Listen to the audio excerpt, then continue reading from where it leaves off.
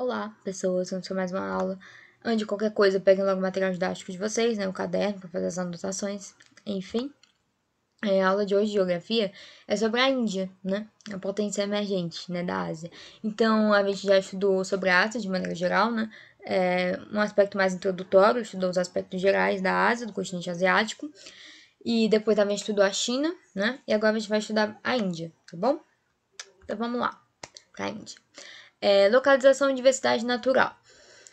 Enfim, a Índia é um país, né, de dimensões continentais, é um país grande, relativamente grande, e possui o sétimo maior território em extensão, né, inclusive, né, o sétimo maior território em extensão em termos de territorial mesmo, tá? O tamanho do território. Tá aqui a quantidade, né? Seu relevo é composto, na maior parte, de planícies férteis, né? E isso é muito importante, por quê? Porque isso vai facilitar a ocupação humana, né? E o desenvolvimento de diversas civilizações que vivem da agropecuária e da criação de caprinos, ovinos, camelos. Eu até já tinha falado sobre isso, né? Quando eu tenho um território que a maior parte desse território é uma planície, é uma zona de planície, ou seja, é uma altitude baixa, né? Não é tão alta assim, é uma altitude baixa, e além do mais, se essa planície for fértil, né? Tiver solos férteis, isso vai fazer com que eu desenvolva a minha agropecuária, né? Eu vou conseguir desenvolver a agricultura dessa região e a pecuária também, né? Eu até citei aqui criação de caprinos, ovinos, até de camelo, né? Enfim. Ou seja, isso vai permitir, vai facilitar a ocupação desse território, né? A ocupação humana, tá bom?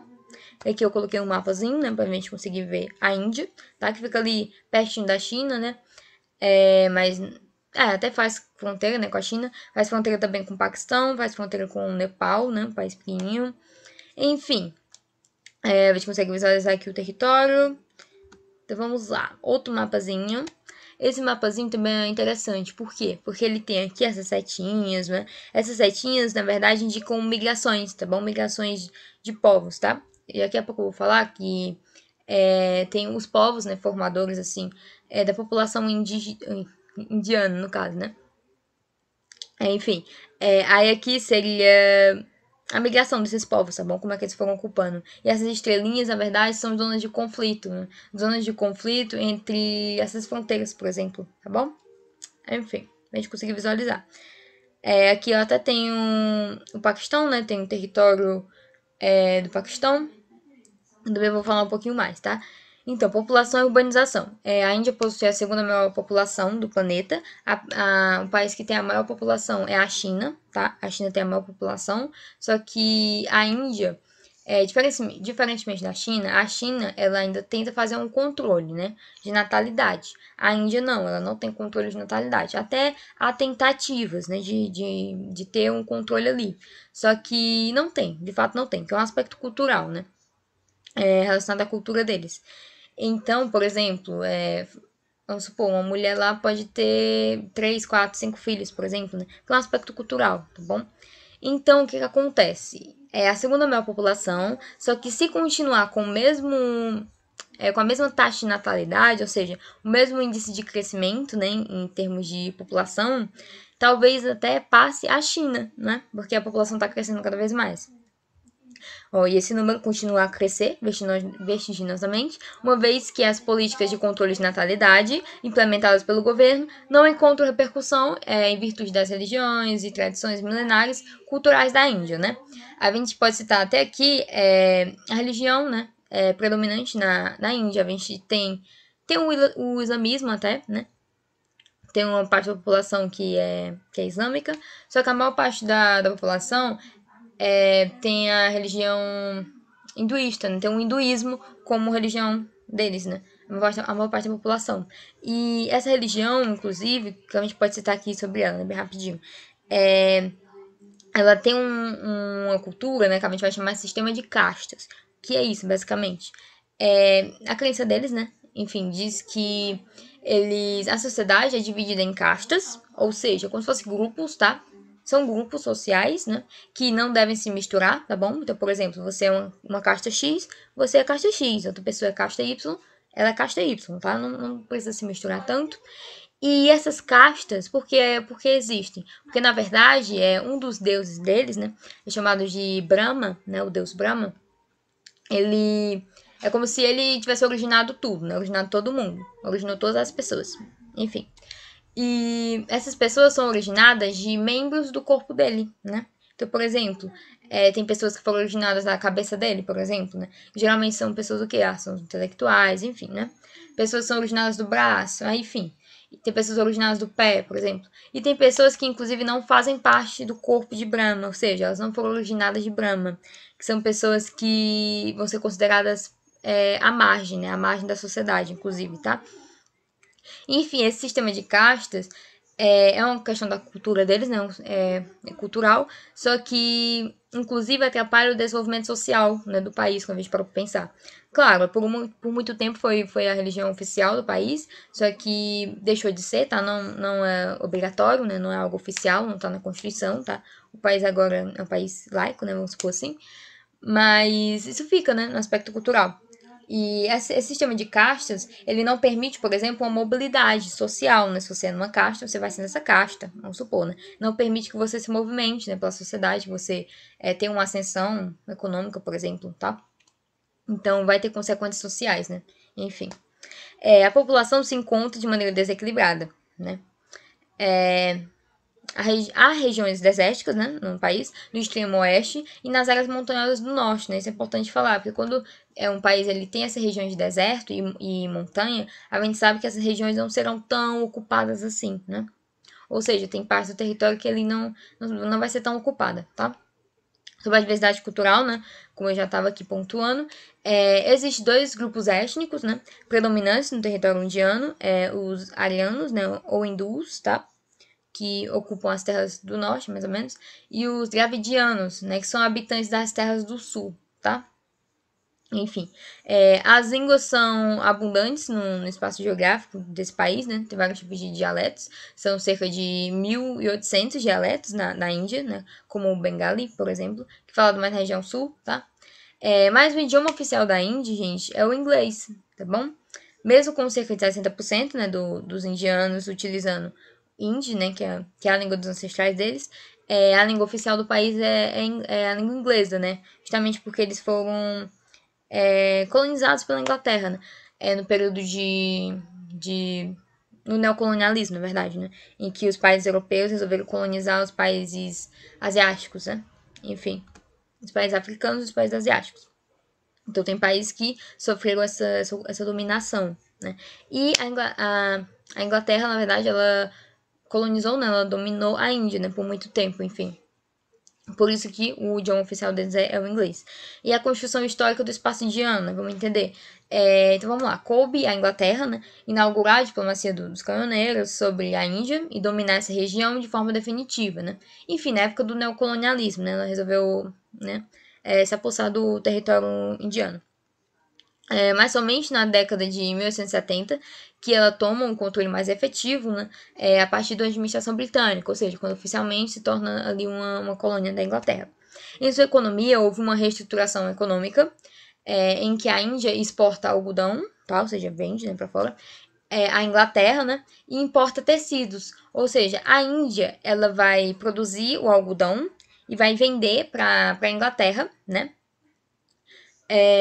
e ao mesmo tempo, ela vai comprar os tecidos da Inglaterra. Então a gente sabe, por exemplo, que a Inglaterra foi o primeiro país a se industrializar. Né? E essa industrialização deles, quando eles passaram, né, pela Revolução Industrial, foi uma revolução baseada em quê, principalmente? Baseada nas máquinas de vapor, né, que produziam tecidos. Então, foi a indústria têxtil, né, que eles desenvolveram.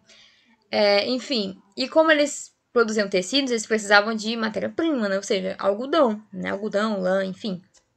E eles utilizaram o território indiano justamente para ter essa matéria-prima. E olha que interessante, a Índia plantava algodão, vendia para a Inglaterra pegava esse algodão, produzia os tecidos e vendia os tecidos para a Índia. Ou seja, a Índia estava exportando, né, algodão e estava comprando tecido. Né? Nitidamente, a gente percebe que tem ali um desequilíbrio, né? Você está vendendo a matéria-prima e está comprando o produto já pronto, né?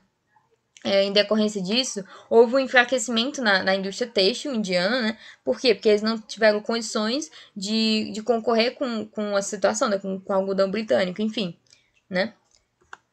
Aí, cadê eu? Pronto. Para fazer frente, né, a essa necessidade de algodão por parte da Inglaterra, né? Claro, porque a Inglaterra precisava do algodão, né? Para conseguir fazer os tecidos. O que aconteceu? A jornada de trabalho foi ampliada. Então, como a Inglaterra precisava de mais algodão, eles aumentaram a jornada de trabalho dessas pessoas, tá? E a produção, no caso de gêneros alimentícios, foi esquecida, né? Porque estava focado só em algodão. E com isso, gente, como eu não tenho produção de comida, né? Vai acontecer o quê? Vai acontecer uma fome, né? A população vai ficar com fome. E essa fome se espalhou, né, matando cerca de 15 milhões de pessoas, né? Entre 1870 e 1900, mais ou menos. Enfim, isso vai causar uma revolta na população, né? Inclusive, em 1858, alguns soldados eles foram recrutados, né, pela Companhia das Índias Orientais e eles se revoltaram contra os ingleses, inclusive, causando uma guerra que teve um alto número, né, de mortes de britânicos, inclusive, tá?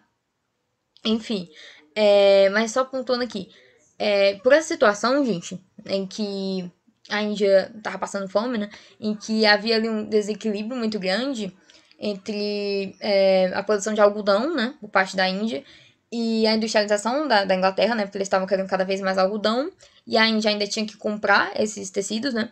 Então ali estava uma situação de desigualdade social muito grande, e tinham problemas sociais muito agravados. E isso foi revoltando a população, né, e foi o que acabou desencadeando o processo de independência deles, né, inclusive, tá bom? Independência da Índia em relação à Inglaterra, tá?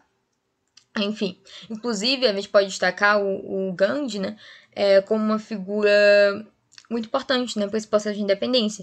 Por quê? Porque ele foi uma pessoa que ele imaginava assim que dava para fazer uma revolução, né, dava para fazer revoltas, dava para se manifestar, só que de uma forma pacífica. Então, por exemplo, não precisava guerrear com os ingleses, por exemplo, não precisava haver guerra, não precisava haver morte. Eles poderiam se manifestar, eles poderiam se revoltar de uma forma pacífica, né? Não violentando ninguém, por exemplo. Então, o que é que eles faziam? Eles faziam greve, né? Greve não só do trabalho, né? Eles deixavam de trabalhar, inclusive eles deixavam de comprar os produtos ingleses, né? É uma espécie de boicote que ele fazia, né? Ele conseguia convencer a população, ele foi um líder, né, nesse aspecto. E um líder pacifista, né? Justamente por isso que ele convencia a população a fazer greves, né? A se manifestar através de greves. Então, eles não trabalhavam e boicotavam os produtos ingleses. Então, eles não compravam os produtos ingleses. Inclusive, gente, eles chegavam a ficar com mais fome ainda, né? Porque, claro, tá uma situação de fome. Mas mesmo com fome, eles não compravam os produtos ingleses, que é para conseguir ter o impacto, né? Enfim. Então, vale muito a pena até depois vocês pesquisarem um pouco sobre o Gandhi, né? E o processo de independência, tá bom? Da Índia. Enfim, conflitos da Índia, tá? A Índia, eu até mostrei ali, né, que tinha algumas estrelinhas que representavam conflitos. Como assim conflitos, né? Conflitos territoriais, tá bom? Então, o que a gente tem? A gente tem a guerra pela Caxemira, né? Caxemira é uma região da Índia, que ela tá perto ali do Paquistão, né? Vocês viram que o Paquistão faz fronteira com a Índia? Então, a região que tá ali perto. Enfim, com a conquista da independência, o território indiano foi dividido, né, em República da Índia, República do Paquistão Ocidental, República do Paquistão Oriental, tá bom? Foi dividido ali, né, que era um território maior. Em 1972, o Paquistão Oriental se separou do Paquistão Ocidental e passou a se chamar Bangladesh, né? Vou só voltar aqui no mapa rapidão para eu mostrar aqui. Pronto, nessa região aqui, ó, Bangladesh, bem aqui, né, em roxo, tá bom? E o Paquistão ali, ó, lembra aqui do Paquistão, tá? Enfim, a Caxemira é uma região ali perto do Paquistão, como se fosse essa pontinha da Índia, tá bom? Essa pontinha aí lá de cima, tá? Enfim, vamos voltar, cadê, ó? Pronto, essa parte aqui que tem cinza, Kashmir, né? Porque não tá em português, né? Enfim, essa parte aqui em cinza é a região da Caxemira, tá? Que tá com K aí. Enfim, voltar aqui rapidão. Voltei? Não. Pronto. A região da Caxemira vem sendo disputada desde a independência, né, do domínio britânico por a Índia e pelo Paquistão, né? Justamente, é uma região ali que está entre o Paquistão e pela Índia, né? Vocês perceberam que é uma coisa só e se dividiu. O que acontece? A Caxemira, ela é como se fosse parte do território indiano, né? Ela é parte do território indiano. Só que a maior parte da população, ela se identifica mais claro, né, a maior parte, tem pessoas que não se identificam, com o território do Paquistão, né, justamente pela cultura. Então, por exemplo, a maior parte dessa população, ela é islâmica, por exemplo, né, e o Paquistão é um país, né, que a maior parte da população é islâmica também. E a Índia não, a Índia, ela, a maior parte tem o hinduísmo, né, como religião, né. Enfim, então isso já tem um conflito. Só que, historicamente, a Caxemira deveria pertencer à Índia, né? Aí fica esse conflito, né? A quem a Caxemira deve pertencer? À Índia, né? Por questões históricas, ou ao Paquistão, por questões culturais, enfim. Tá aqui um outro mapazinho, não lembrava que eu tinha colocado o mapa. Tá aqui a região da Caxemira, só que só focada nela, né? Aqui o Paquistão, ó, e a Índia lá embaixo. E até tem a China, né? Que tem uma região sob a administração chinesa, né? Que inclusive é reivindicada pela Índia, né? A Índia quer essa região para ela, né? Enfim, é uma região que tá aqui, a gente consegue ver, né? Ó, a linha do controle, né, sob o controle da Índia e sob o controle do Paquistão, né? Como se eles tivessem dividido ali o território, né? Ok? Enfim, desenvolvimento econômico. Economicamente, a Índia tem crescido de forma significativa, né? Se destacando economicamente, especialmente no segmento industrial, né? Isso após a descolonização, né? Após a independência, enfim, que aconteceu mais ou menos na segunda metade do século XX, né? Essa descolonização europeia. Atualmente, a Índia ela figura como uma economia emergente, tá? Uma economia de destaque. Segundo o Fundo Monetário Internacional, né, que é o FMI, é o país com a 12ª economia do mundo, né? Então tem um destaque aí. Inclusive, gente, a Índia, a gente pode ressaltar que ela faz parte do BRICS, né? Que é um conjunto de países, claro, não é um bloco econômico, como a União Europeia, por exemplo, não. Mas é um conjunto de países que resolveram ali manter relações, né? Pautado justamente isso, né? No fato deles serem economias emergentes, tá bom? Eles terem isso em comum. E o BRICS, formado pelo Brasil, né? Por isso que é interessante lembrar. Brasil, Rússia, né? BRICS. A Índia, tá? A China e South Africa, né? Esse S é de South Africa, que seria a África do Sul, tá bom? Então são países que eles não são países assim potências, né? Claro, a China, a gente sabe que a China é uma potência econômica. A Rússia até que é uma potência, né? A gente pode considerar, não econômica, mas militar, por exemplo. Mas são países que se destacam, né? Eles podem vir a ser potências, podem ter um desenvolvimento maior no futuro. Então, eles resolveram ali manter algumas relações, né? Entre eles, tá bom? É interessante vocês lembrarem disso. Essa nação vem apresentando, né, um crescimento anual de cerca de 6,3%, né, nos últimos anos, o que é muito bom. Dentre os principais fatores estão as multinacionais, né, instaladas no país, ou seja, as empresas transnacionais que estão lá no território, tá bom? Enfim, hoje a Índia se destaca, né, na produção industrial de tecnologia de ponta. Isso é muito interessante. Pois é grande produtora, né, de eletrônicos agroindustriais, né, e informática, né, isso é muito importante, gente. A Índia, ela é a maior produtora de softwares, né, do mundo, né, e biotecnologia também. Então, eles se destacam muito em indústrias de tecnologia, né, tecnologia de ponta, que a gente pode chamar de setor quaternário até, né? A gente tem os setores da economia. Setor primário são aquelas atividades econômicas que dependem muito da natureza, agricultura, pecuária, extrativismo. Setor secundário, né? Que são atividades que precisam de matéria-prima, mas são atividades industriais, tá? Enfim, como por exemplo as siderúrgicas, metalurgia, tá? Setor terciário, que é um setor de comércios e serviços, tá? Turismo também. E setor quaternário é uma nova terminologia que a gente usa para indicar um desenvolvimento nesse aspecto tecnológico, né? Por exemplo, que é o que a Índia se destaca, né? Nesse aspecto tecnológico. Inclusive, gente, a Índia ela tem uma mão de obra muito qualificada, tá? É muito qualificada a mão de obra dela.